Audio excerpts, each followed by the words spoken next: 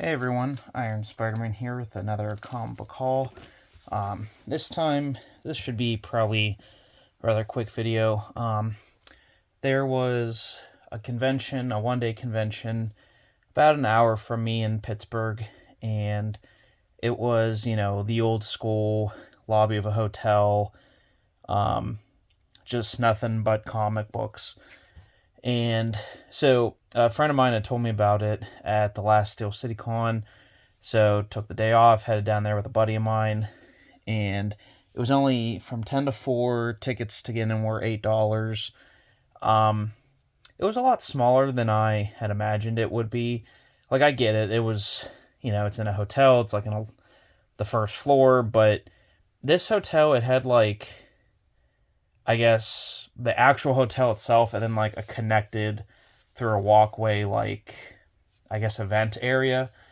And so it was in one of the small rooms in this event area. I kind of thought it would be, a lot bigger than what it was. Like, I walked in, I could see left and right the end of where the walls were. Which, again, not a negative thing, just something I wasn't expecting. And I've only ever been to one other convention like this in a hotel. And the last one I was at was in 2014 in Ohio, and that was like, it was the entire ground floor of the hotel, like everything except like the check-in area. So I was kind of expecting that again, but whatever. Got a few books here, not too many. So two of the vendors there were people I know from Steel City Con that sell comic books. So, and then a couple other people. So we'll just get right into it. Ghost Rider 6, this is the Barenz variant. I don't know how to say his name. It's like Bjorn is the first name, and then Barenz, Barends, is the last name. But he does a lot of cool work. This is the 2022 Ghost Rider series by Benjamin Percy, and mostly by Corey Smith art. I loved this series. This is probably my favorite Ghost Rider series, so I want to get this in single issue, and there's a couple cool variants I like, so that marked one off the list. Ghost Rider number 8, again, same series, just this is the cover A. The cover A's on these two are just as good as some of the variant covers. The art inside's great. This was just like a really well done series. If you have any interest in Ghost Rider, even the smallest amount, I would definitely recommend checking out this series. The trades are still super cheap and accessible. I'm not sure how easily acceptable the single issues are, but I'm just chipping away at them. Number 11, the J. Scott Campbell variant. So these were, and the next book I'm going to show, were all from a vendor. All they had, it said, was modern Marvel books, and it went back the last 2-3 years, and everything was $1. And they had, I mean, those Ghost Rider books, they probably had 5 more of each copy. They had a ton of Daredevil.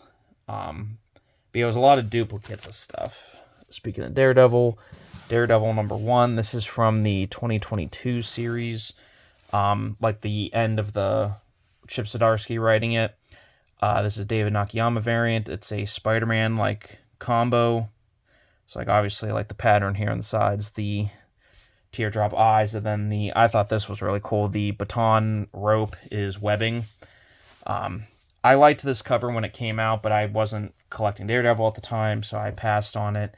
And I'm glad I did, because now I got it for $1 instead of having to pay cover price.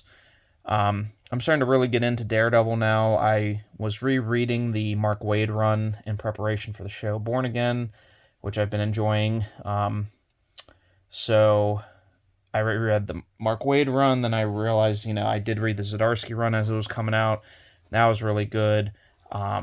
Back when I was collecting a lot more single-issue series, the first Daredevil series I was getting was the Charles Soule run, which I had every issue of the Charles Soule run. I had the first appearance of Muse I bought for $1. And again, I like Daredevil, but during COVID when I was selling chunks off of stuff that I was like, well, I can just get this in trade. That Daredevil series unfortunately went, so and the first appearance of Muse and like a couple of his covers, and just practically gave them away. I know people always say, don't regret stuff when you sell it off, because at the time, it helped you, and it did, but there are some things I really regret selling off, and my Daredevil books is one of them. Because I was thinking about this recently too. So the main things I collect, if you're new to this channel, is Spider-Man, Iron Man, Green Lantern, Batman, Ninja Turtles, and I'm done with Invincible. But like it's like 2, 2, and 2. 2 Marvel, 2 DC, 2 Independent. But like for DC, I try to catch up with the Flash. But like I won't, like, I'll go 8 months without reading a Flash book, and then just read 8 months worth of books. With Marvel, I'm like, I do actually try to stay up with Ghost Rider, Punisher, Daredevil, Captain America. There was one more. I think that was it. Daredevil, Captain America, Punisher, Ghost Rider. But anyway, so I'm on a really big Daredevil kick right now, so, which is why I also got this. This is Daredevil number 3 from the current run. This is the 1 in 100 Virgin variant by John Romita Jr. This was, I think it was $80 I got it for, so pretty good. This, I know John Romita Jr. is not for everybody, and his most recent stuff I really haven't been in love with, but his early 2000s Spider-Man, his like 80s and 90s stuff, and then when he did Kick-Ass, which I thought was like the height, this like gave me Kick-Ass vibes. Like, this has a ton of detail on it. Like, just even like looking at the gloves, this, I was like, yes, this is John Romita Jr. And I really like this, so I was like, yeah, I really want. I know it's a 1 in 100 Virgin variant, and for something so cheap, why not? So I'm really glad to have that. This last book I have been hunting for a few years now. I passed on it at the time. I was able to go back to my LCS and get issues 2 through 5 really easily from him, because he had a ton of them. But I've been looking for this book. It's been getting out of control, and it was out of control for a while, so I was like, I'll just wait till it comes back down. The Last Ronin, number 1, first print. I've always liked the Ninja Turtles. I grew up on the 2003 cartoon. I would go back and watch some of the 80s cartoon once in a while. I had the video game that went with the 2003 show. And, I liked the 90s movies, except for the third one. So this completely, like, passed me up. I wasn't really collecting or reading the IDW Ninja Turtles until 2022 or 3. And then when I read this, because I usually am disappointed by things that everyone is hyping up or everyone's in love with or is like the top choice to read. But this was one of those exceptions. This was a great story. I had a number 1 second print and then 2 through 5. But again, this was, I think when they announced the video game or something, this was like a $350, $400 book, and I was like, no.